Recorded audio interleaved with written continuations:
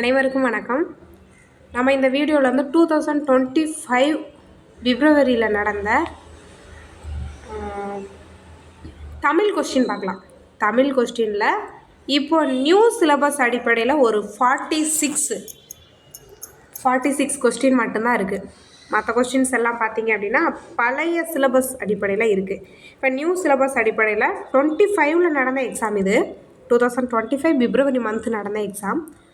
இதில் பார்த்திங்க அப்படின்னா ஒரு 46 கொஸ்டின் தான் இப்போ இருக்க சிலபஸ் அடிப்படையில் எடுத்திருக்காங்க. ஸோ அந்த கொஸ்டின்ஸ் மட்டும் பார்க்கலாம். இப்போ 46மே ரொம்ப முக்கியமான கொஸ்டின். இந்த எக்ஸாம் கொஸ்டின் பார்த்திங்க அப்படின்னா கொஞ்சம் கஷ்டமாக இருக்கும். ஓகே, பார்க்கலாம். ஃபஸ்ட்டு கொஸ்டின், வீரமாமுனிவர் இப்போ இருக்க நியூ சிலபஸ்லேயும் இருக்கார். இஸ்மத் சன்னியாசி அப்படின்ற பட்டம் யாருக்கு வழங்கப்பட்டது அப்படின்னா வீரமாமுனிவர். ஓகேவா? இது ஒரு பாரசீக மொழிச்சொல். தூய துறவி அப்படின்னு சொல்லுவாங்க. சந்தா சாஹிப் வழங்கியிருப்பார். இது நம்ம எல்லாருக்குமே தெரியும். ஸோ வேறு இதில் எக்ஸஸாக படிக்க வேண்டியது வீரமாமுனிவர் பற்றி தான் படிக்கணும். அது மாதிரி வீரமாமுனிவர், ஜியு போப் 2 பேருமே நியூ சிலபஸில் இருக்காங்க. கண்டிப்பாக 2 பேர்கிட்ட 2 கொஸ்டின் எதிர்பார்க்கலாம். 2 பேருக்கும் ஒரு கொஸ்டின் தான். ஒரு கொஸ்டின், மொத்தம் 2 கொஸ்டின். அடுத்து பெருஞ்சித்திரனார் சிலபஸில் இருக்கார். அவருடைய எந்த நூல் வந்து தமிழுக்கு கருவூலம் அப்படின்னு கேட்டிருக்காங்க. இது நியூ 10th புக்கில் இந்த லைன் இருக்குது. திருக்குறள், மெய்ப்பொருள் உரை. அது மாதிரி தேவநேய பாவாணரோட சிறப்பு பெயர்கள் ரொம்ப முக்கியம். தேவநேய பாவாணரோட நூல்கள் முக்கியம், இதழ்கள் முக்கியம். ஸோ கொஸ்டின்ஸ்லாம் பார்த்திங்கன்னா தேவநேய பாவாணர்கிட்ட இருந்து கேட்கும்போது அந்த இதழ் கண்டிப்பாக கேட்பாங்க. 3 இதழ் இருக்கும். சாரி, பெருஞ்சித்தனார் பற்றி கேட்கும்போது மாற்றி சொல்லிட்டேன். பெருஞ்சித்தனார் தேவநேய பாவாணரும் சிலபஸில் இருக்கார். சரி, ஓகே. அடுத்து இருக்க யாருமே சிலபஸில் இல்லை. அடுத்தது தமிழ் பண்பாடு என்ற இதழை நடத்தியவர் தனிநாயகம் அடிகள். இப்போ இருக்க நியூ சிலபஸில் இருக்கார். அவர் பேரே இருக்குது. தமிழ் பண்பாடு என்ற இதழை தொடங்கியவர்.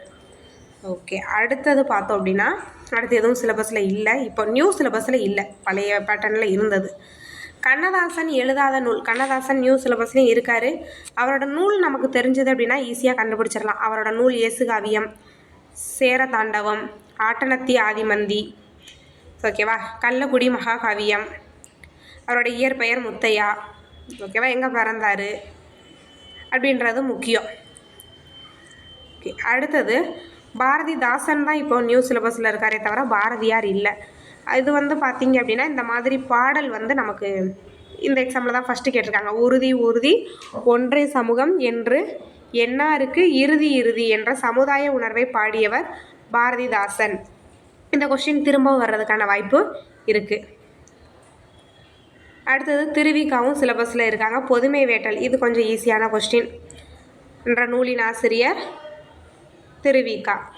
அடுத்தது பாருங்கள், இது தமிழின் தொன்மை சிலபஸில் இருக்குது. அந்த 15 மார்க்கில் கேட்கலாம். தமிழின் தொன்மையிலேருந்து இதை கேட்கலாம். 1863 சென்னை பல்லாவரம். ஸோ அந்த பகுதியில் வந்து எலும்பு கற்கருவி கண்டுபிடிச்சவர் நமக்கு தெரியும், ராபர்ட் ப்ரோஸ்புட். ஸோ ஓகே, மற்ற எதுவும் இல்லை. மாப்போசி இருக்கார். ஓகேவா, இது புக்லேயும் இருக்குது. மாப்போசி பார்த்திங்க அப்படின்னா சட்ட மேலவை தலைவராக பதவி வைத்த ஆண்டு 72 to 78. இதை நல்லா ஞாபகம் வச்சுக்கோங்க, சட்ட மேலவையில் அவர் எப்போ இருந்தார் அப்படின்றத. அடுத்தது இது பாருங்கள், இது தேம்பாவணியிலேருந்து இந்த சொல் பொருள் கேட்டிருக்காங்க. இப்போவும் சொல் பொருள் நமக்கு நியூ சிலபஸில் இருக்குது. எப்படி கேட்டிருக்காங்க பாருங்கள். உவமணி என்ற சொல்லின் பொருள் மணமலர். இது எங்கே இருக்குது அப்படின்னா தேம்பாவணியில் இருக்குது. உவமணி என்ற சொல்லின் பொருள் மணமலர். ஓகேவா.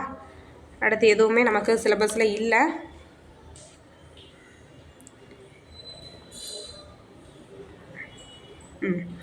வாணிதாசனோட நூலை கேட்டிருக்காங்க. தமிழ் பிரெஞ்சு கையகர முதலியை வெளியிட்டவர் வாணிதாசன். வாணிதாசனோட நூல்கள் முக்கியம். ஓகேவா.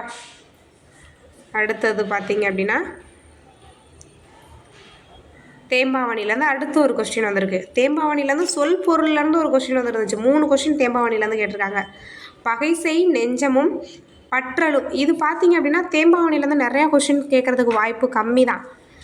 காரணம் என்னென்னா 15 மார்க் தான். இப்போ நியூ சிலபஸ் அடிப்படையில் 15 மார்க்குக்கு தான் 15 கொஸ்டின் தான் கேட்க போகிறாங்க. அப்போ ஒரு கொஸ்டின் தான் எதிர்பார்க்க முடியும். அதுவும் தேம்பாவணிலேருந்து வராது, வீரமாமுனிவர் சம்மந்தமாக வரும். ஓகேவா. நூல் அடிப்படையில் போக மாட்டாங்க. தேம்பாவணி இந்த வரிகள் வந்து தேம்பாவணி வீரமாமுனிவரோட நூல், அந்த சதுரகராதி, அந்த மாதிரி கொஸ்டின் கேட்கலாம். ஏன்னா வீரமாமுனிவர்ன்ற பேர் தான் சிலபஸில் இருக்கே தவிர தேம்பாவணி இல்லை. பழைய சிலபஸில் தான் வீரமாமுனிவரும் இருப்பார், தேம்பாவணியும் இருக்கும்.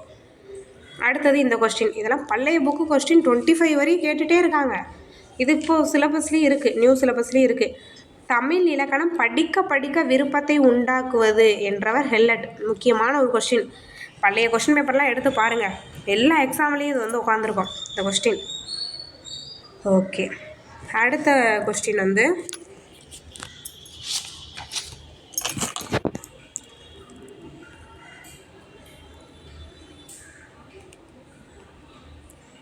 என்னடா எல்லாத்தையும் தள்ளுறாங்களேன்னு பார்க்க வேண்டாம், அதெல்லாம் சிலபஸில் இல்லை. சொல் பொருள் கேட்டிருக்காங்க. இரும்போந்து புக்கில் இருக்குது. பருத்த பனைமரம். இரும்போந்து என்பதன் பொருள் பருத்த பனைமரம். சொல் பொருள் அடிப்படையில் எந்த புக்கில் இருந்து எப்படி எங்கே கேட்பாங்கன்னே சொல்ல முடியாது. நியூ புக்கிலேருந்து கேட்கலாம், ஓல்டு புக்கிலேருந்து கேட்கலாம், சிலபஸில் இருக்கிற லெசன்லேருந்து கேட்கலாம், இல்லாத லெசனில் ஏதோ ஒன்றுலேருந்து சொல் பொருள் எடுத்து வச்சுருவாங்க. ஓகே, அடுத்த கொஸ்டின். இந்த கொஸ்டின் கொஞ்சம் வித்தியாசமாக இருக்குது. கலித்தொகை, ஓகேவா? ஏடா ஆ, இது வந்து விழிச்சொல்னு சொல்கிறாங்க. நம்ம பார்த்தோம் அப்படின்னா இது என்ன சொல்லுவோம்? அளபடைன்னு சொல்லுவோம். அளபடைன்னு சொல்லி உயர்ல படைன்னு சொல்லுவோம். உயர்ல படையிலையும் இன்னும் எப்படி சொல்லுவோம் அப்படின்னா செயலிசை அளபடைன்னு சொல்லுவோம், ஆனால் இருக்கிறதுனால. ஆனால் இங்கே இதை வந்து விழிச்சொல்னு சொல்லியிருக்காங்க, ஓகேவா? போன்ற விழிச்சொல். இது எந்த நூல்? இந்த அளவில் நீங்கள் ஞாபகம் வச்சுக்கிற வேண்டாம். இது விழிச்சொல் அப்படின்றத நல்லா ஞாபகம் வச்சுக்கோங்க. காரணம் என்ன அப்படின்னா சொல்லே சிலபஸில் இருக்குது, நியூ சிலபஸில் இருக்குது. ப்ளஸ் தொடர்லேயும் கேட்கலாம். தொடர் வகைன்னு சிலபஸில் இருக்குல்ல, அதுலேயும் இது வந்து கவர் ஆகும். எடா அப்படின்றது பார்த்திங்க அப்படின்னா அளபடை. அதுலேயும் பார்த்திங்க அப்படின்னா என்ன அளபடை? செயலிசை அளபடை. ஆனால் இங்கே விழிச்சொல் அப்படின்னு கொடுத்துருக்காங்க. ஓகே, ஞாபகம் வச்சுக்கோங்க. ஆல்ரெடி கேட்டிருக்காங்க அப்படின்னா நம்ம கண்டிப்பாக அதை பார்த்து வச்சுருக்கணும். அடுத்தது ஔவையார். நியூ சிலபஸ்லேயும் இருக்காங்க, பழசுலேயும் ஔவையார் இருப்பாங்க. அணுவை துளைத்து ஏழ்கடலை புகட்டி குறுக தரித்த குரல். யார் சொன்னது? திருக்குறள் பெருமை அப்படி சொன்னவங்க வந்து ஔவையார். ஔவையார் பற்றி எப்போவுமே ஈஸியாக தான் கேட்பாங்க. சம்டைம்ஸ் அவங்களோட நூலை கொடுத்து கஷ்டமாக கேட்டுருவாங்க. ஓகே, அடுத்த கொஸ்டின். திருக்குறள்லேருந்து கேட்டிருக்காங்க. இந்த திருக்குறள் வந்து யூனிட் 8க்கும் முக்கியம், தமிழ் சொசைட்டிக்கும் முக்கியம். ஆமாம், இப்போ நியூ சிலபஸ் படி வந்து பார்த்திங்க அப்படின்னா திருக்குறள் இருக்குது. நியூ சிலபஸ்லேயும் ஜிஎஸ்சில் பாருங்கள், தமிழ் சொசைட்டியில் இருக்க தான் செய்யுது திருக்குறள். சரி, ஓகே. இது வந்து ஒன்பொருள் கால்ப, இதுக்கான அந்த பாடலை வந்து திருக்குறளை வந்து அடுத்த லைன் கேட்டிருக்காங்க. ஒன்பொருள் கால்ப வியற்றியார் கென் பொருள். இது எப்படி முடியும் அப்படின்னா ஏனை இரண்டும் ஒருக்கு, ஏனை இரண்டும் ஒருக்கு அப்படின்னு முடியுது. செய்க பொருளை செருணர் செருக்கறுக்க, இது நமக்கு தெரியும். எக்கதனிர் கூறியதில், எக்கதனிர் கூறியதில். அடுத்தது அரணி. இது வந்து நீங்கள் தமிழுக்காக படிக்காதீங்க, தமிழ் சொசைட்டிக்காக படிங்க. அறையினும் இன்பம் ஈனும் திறனறிந்து தீதறிந்து வந்த பொருள். நீங்கள் இதை வச்சே மேட்ச் பண்ணிடலாம். அறையினும் இன்பம் ஈனும் திறனறிந்து தீதறிந்து வந்த பொருள். அருளோடு அன்போடு வாரா பொருளாக்கம் புல்லார் புரளை விட. இது ரெண்டும் நமக்கு நல்லா தெரிஞ்ச திருக்குறள். இதை வச்சு என்ன பண்ணிடலாம்? மேட்ச் பண்ணிடலாம். ஓகே, அடுத்து தமிழில் தோன்றிய முதல் அகராதி சதுரகராதி. வீரமாமுனிவர் பற்றி எவ்வளோ கொஸ்டின்ஸ் வந்திருக்கு பாருங்கள். அடுத்த கொஸ்டின். பழைய கொஸ்டின் பேப்பர் பார்த்தோம் அப்படின்னாவே போதும். ஸோ அவ்வளோதான். அடுத்து இலக்கணம் தான். அவ்வளோதான், முடிஞ்சிருச்சு. அந்த 15 மார்க்கு 15 கொஸ்டின்ஸ்க்கு தான் இவ்வளோ நேரம் நம்ம பார்த்துட்ருந்தோம். இதுக்கப்புறம் எல்லாமே இலக்கணம். பிழையை கண்டறிக. எருது வண்டியை இழுத்தது. இப்போ பாருங்கள், எருதுன்றது ஒன்று தான், ஒரே ஒரு மாடு தான். எருதுகள் அப்படின்னா பன்மையில் வரும். எருதுன்றதும் ஒருமை, ஓகேவா? வண்டின்றது என்னது? ஒருமை. வண்டிகள்னால் பன்மை. அப்போ இங்கே எப்படி தான் முடியணும்? இழுத்ததுன்னு முடியணும். இதுவே ஒருமையில் தூ முடியும், பன்மைனா நான் முடியும். இது நமக்கு தெரிஞ்சிருக்கோம். நானே வீடியோ போட்டிருக்கேன், பார்த்தீங்கன்னா தெரியும். ஓகே, இப்போ பாருங்கள், இதில் வந்து எருது வண்டிகளை அப்படின்னு வந்துருந்துச்சுன்னா இழுத்தன அப்படின்னு வந்திருக்கணும். கல் வந்து பன்மை. அப்போ எருது வண்டிகளை இழுத்தன. கல் வந்துருந்துச்சுன்னா பன்மை இழுத்தனன்னு போட்டிருப்பீங்க. இங்கே ஒன்றே ஒன்று வந்ததுனால இழுத்தது, அதுதான் கரெக்டு. ஒருமை பன்மை பிழை அறிக அப்படின்ற டாப்பிக்கில் இது கவர் ஆகும். அடுத்தது இந்த எதுகை மோனை. இது இப்போ சிலபஸ் படி பார்த்தோன்னா இல்லை, பட் கேட்பாங்களான்னு தெரில. கேட்டாலும் அது ஈஸி தான், ஓகேவா? ரொம்ப கஷ்டம்னு சொல்ல முடியாது. அடுத்தது உவமை, கண்டிப்பாக கேட்பாங்க. உவமையிலேருந்து நிறையா கொஸ்டின்ஸ் இருக்கும். கல்லில் நார் உரித்தல் எப்படிப்பட்டது அப்படின்னா ஆராய்ந்து பாராமல் செய்தல். கல்லில் நார் உரித்தல்ன்றது ஆராய்ந்து பார்க்காமல் செய்தல். அடுத்தது இலக்கண குறிப்பு, கண்டிப்பாக எதிர்பார்க்கலாம். விதையாமை உரையாமை, எதிர்மறை தொழில் பெயர். எதிர்மறை, மோஸ்ட்லி எதிர்மறை தொழில் பெயர் எல்லாமே ஐயில் தான் வரும். எதிர்மறை தொழில் பெயர் எல்லாமே தொழில் பெயர் ஐ பயன்படுறதை விட எதிர்மறை தொழில் பெயரில் ஐ விகுதி தான் அதிகமாக, மை விகுதி தான் அதிகமாக வரும். அடுத்தது குத்துக்கல்லுக்கு குளிரா வெயிலா, இது எதை உணர்த்துது அப்படின்னா சோம்பல். குத்துக்கல்லுக்கு குளிரா வெயிலா அப்படின்ற பழமொழி எதை உணர்த்துதுன்னா சோம்பல். அடுத்து ஓரெழுத்து ஒரு மொழி ஈஸியாக தான் கேட்பாங்க. இப்போ மெயின்ஸில் 2A மெயின்ஸில் வந்து எப்படி கேட்டிருந்தாங்கன்னா கஷ்டமாக கேட்டிருந்தாங்க. அதை நினச்செல்லாம் பயப்பட வேண்டாம். ப்ரிலிம்ஸ் தான், குரூப் 4 ப்ரிலிம்ஸ் தான் எழுத போகிறோம். ஈஸியாக கேட்குறதுக்கு வாய்ப்புகள் உண்டு. ஆனா பசு, தூணா உன், கோண அரசன், ஐனா தலைவன். ஐனா தலைவன். அடுத்தது இது பாருங்கள், இது கொஞ்சம் புதுசாக இருந்தது. பொருள் தருக. கால்நடை அப்படின்றதோட பொருள் காட்டுக்கு நடத்தல். நான் இது வரையும் பார்த்ததில்ல, இந்த கொஸ்டின் எனக்கும் புதுசாக தான் இருக்குது. கால்நடை, இந்த மாதிரி புதுசாக இருக்க கொஸ்டின்ஸ் வந்து நம்ம எழுதி வச்சுக்கணும். இந்த எக்ஸாமில் கேட்டாங்கன்னா அடுத்தடுத்த எக்ஸாமில் வந்து இந்த கொஸ்டின் இருக்கும். கால்நடை அப்படின்றது காட்டுக்கு நடத்தல். அங்கே உவமணி சொன்னேன், மனம் மலர்னு, அதுவுமே கொஞ்சம் புதுசு தான். ஆனால் அது புக்கில் இருக்குது, அதனால் நமக்கு படித்தவங்களுக்கு தெரிஞ்சிருக்கும். ஓகே, இது வந்து வலுவில் வந்து கேட்குறதுக்கு வாய்ப்பு இருக்குது. இது வந்து இடம் காலம் பால் திணை சிலபஸில் இருக்குது. வலுவில் வந்து கேட்கலாம். இடம் காலம் பால் திணை தான் இப்போ வந்து நமக்கு சிலபஸாக தனித்தனியாகவே கொடுத்துருக்காங்களே, கண்டிப்பாக கேட்கலாம். செலியன் வந்தது, ஒரு உயர்திணை அக்ரிணை மாதிரி சொல்லியிருக்காங்க. அப்போது திணை வலு. செலியன்றது உயர்திணை, வந்ததுன்றது அக்ரிணை. அப்போ அது எப்படிப்பட்டது? வலு தான். அது என்ன வலு? திணை வலு. உயர்திணை அக்ரிணை வலு. கண்ணகி உண்டால்னு வந்திருக்கணும். ஒரு ஆண்பாலை என்னது பெண்பாலை, கண்ணகின்றது பெண்பால், ஆண்பால் மாதிரி சொல்லியிருக்காங்க. அப்போ பால் வலு. அடுத்தது நீ வந்தேன். நீ வந்தேன்றது இடம். நான் வந்தேன்னு வந்திருக்கணும். நீ முன்னிலையை சொல்லுது, தன்மையை சொல்லாமல் முன்னிலையை சொல்லுது.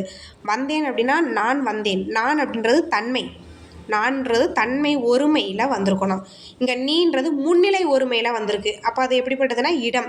இடம் 3 வகைப்படும்: தன்மை, முன்னிலை, படர்க்கை. ஓகே, அடுத்து நேற்று வருவான். காலம், நேற்று வருவான் இல்லை, இன்று வருவான். நேற்றுனா வந்தான், அது வந்து வலுதான்.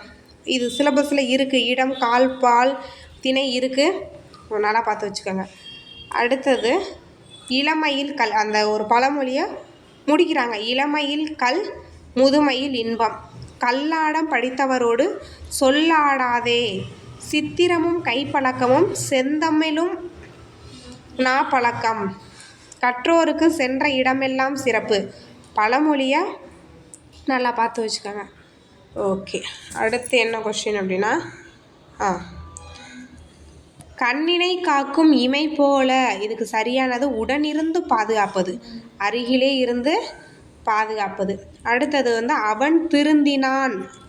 ஈஸியாக கண்டுபிடிச்சிருவீங்க. இதை வந்து பிறவினை வாக்கியமாக மாற்றுங்க. அவன் திருந்தினான்றது தன்வினை. அவன் திருந்தினான், அவனே திருந்தினான், தன்வினை. அவனை திருத்தினான் பிறவினை, பிறரை திருத்துறது. ஓகே, தொடர். இப்போ சிலபஸில் அப்படியே இருக்குது, தொடர்னே இருக்குது சிலபஸ். பசுவும் கன்றும் தோட்டத்தில் மேய்து கொண்டிருந்தது. தொடர் வாக்கியம். தொடர் வாக்கியம்னா என்ன? செய்தி வாக்கியம்னா என்ன? உணர்ச்சி வாக்கியம்னா என்ன? தனி வாக்கியம்னா என்ன? கட்டளை வாக்கியம்னா என்ன? நேர்கூற்றுனா என்ன? அயர்கூற்றுனா என்ன?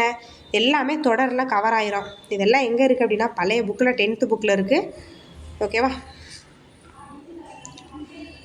அடுத்து செய்வினை கேட்டிருக்காங்க. செய்வினை வாக்கியம், பிறவினை, செய்வினை. கருத்தை பதிவு செய்தான். கருத்தை பதிவு செய்தான். இங்கே செய்யப்பட்டதுன்னு இருக்குது, அது என்னது? செயல்பாட்டு வினை.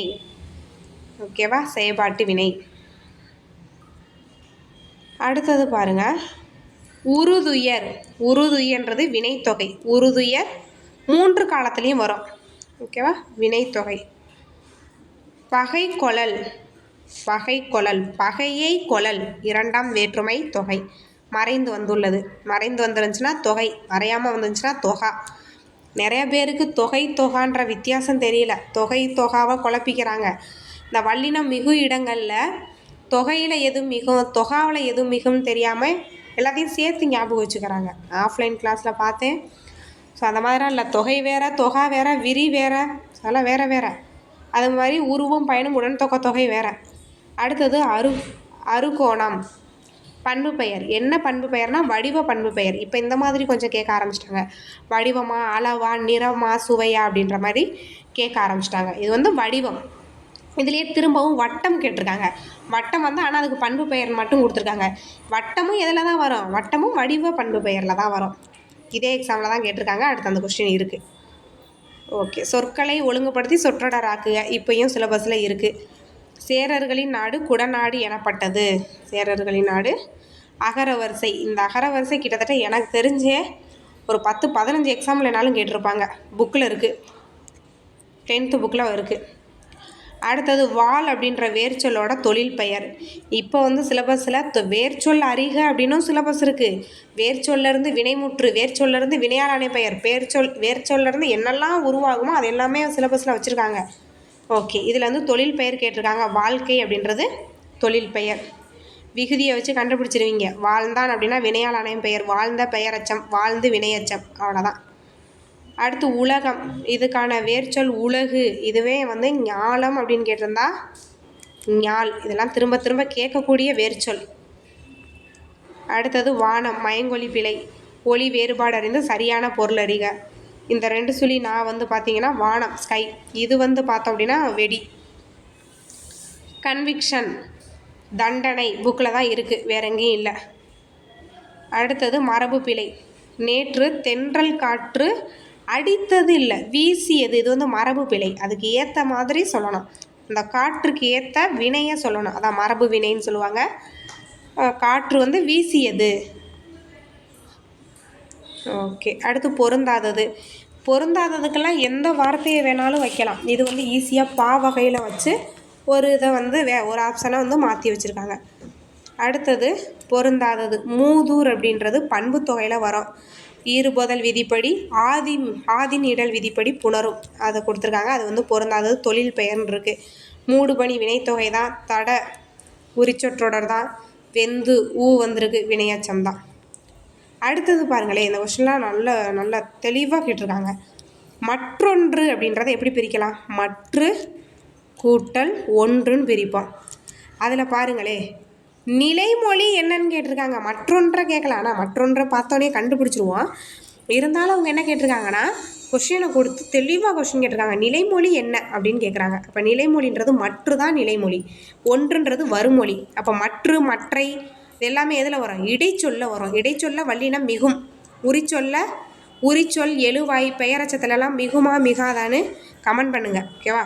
வல்லினம் மிகும் ரொம்ப ரொம்ப முக்கியம். பிரித்தெழுதலில் கவர் ஆகும். ஸோ மற்ற எதுவுமே சிலபஸில் இல்லை. ஓகே. அடுத்தது இது சிலபஸில் இருக்குது, தொடர். பாரதி நாளை வருவான். பாரதி நாளை வருவான், அது ஒரு டேட்டா, செய்தி. எவ்வளவு உயரமான கோபுரம், உணர்ச்சி. கவிதா உரை படித்தாள். கவிதா உரை படித்தாள். கவிதா உரையை படித்தாள்னு வந்திருக்கணும், மறைஞ்சு வந்திருக்கு, செய்வினை. என் அண்ணன் நேற்று வருவான். என் அண்ணன் நேற்று வந்தானா? என் அண்ணன் நேற்று வந்தான். இது பார்த்தீங்கன்னா செய்தி தொடரில் வந்திருக்கணும். இது இருங்க, நாளை பாரதி நாளை வருவான். ஓகே, இது வந்து செய்தி தொடர்னு கொடுத்துருக்காங்க. எவ்வளவு உயரமான கோபுரம், உணர்ச்சி, சரிதான். கவிதா உரையை படித்தால், செய்வினை, கரெக்டு தான். என் அண்ணன் நேற்று வந்தான். ஓகே, தன்வினையாக கொடுத்துருக்காங்க. ஆக்சுவலாக என் அண்ணன் நேற்று வந்தான் அப்படின்றது அது ஒரு செய்தி தொடரில் வந்தால் அதுவும் கரெக்டு தான். ஓகே,